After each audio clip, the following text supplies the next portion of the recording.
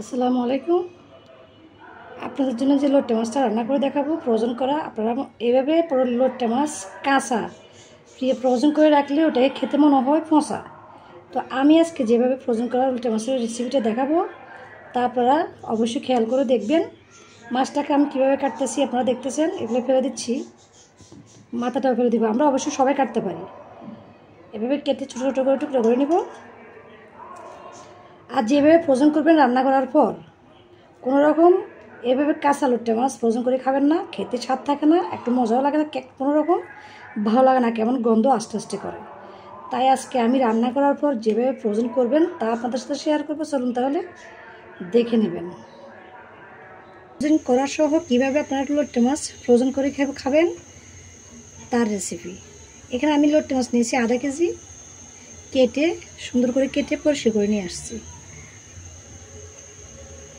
এরপর যেভাবে রান্না করব তা আপনাদের সাথে শেয়ার করব। রান্না করতে করতে রান্না করা মাছ আবার ফ্রোজেন কীভাবে করবেন।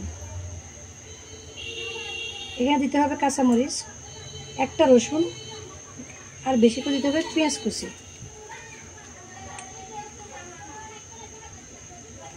দিচ্ছি লবণ, সামান্য পরিমাণ দিব লাল মরিচের গুঁড়ি এবং হলুদের গুঁড়ি,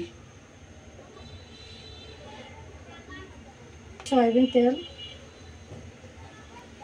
ভালো করে মেখে নেব।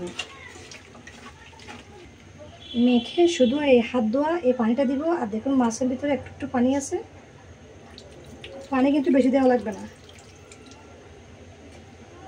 এবার চুলার জালটা দিয়ে দিব, ঢাকনা দিয়ে ঢেকে দিচ্ছি।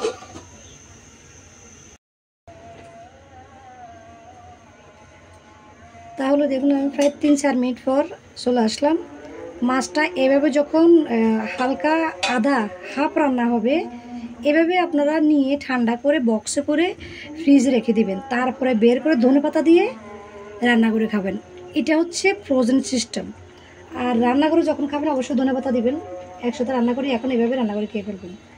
আর যেটা বলছি ফ্রোজেনটা কাঁচা ফ্রোজেন না রেখে এভাবে রান্না করে আধা হাফ রান্না করে ফ্রোজেন করে রাখবেন।